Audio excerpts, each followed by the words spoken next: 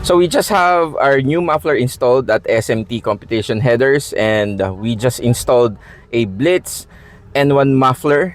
So let's do a cold start.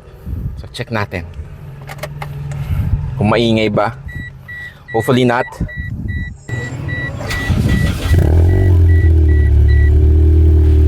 Hindi naman. So ayun. At least sa cold start, di siya ganun kaingay. So katawa, hindi naman siya bulabog sa mga kapitbahay.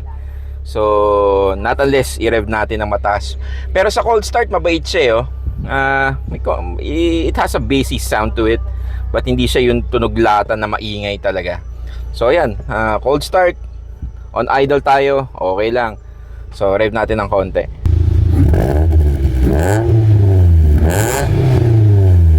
Okay lang, hindi bulabog. So maganda naman yung naging setup natin with the new Blitz N1 muffler. And shout out to SMT competition headers for installing our new muffler. And this is it. Tito Mikey, peace.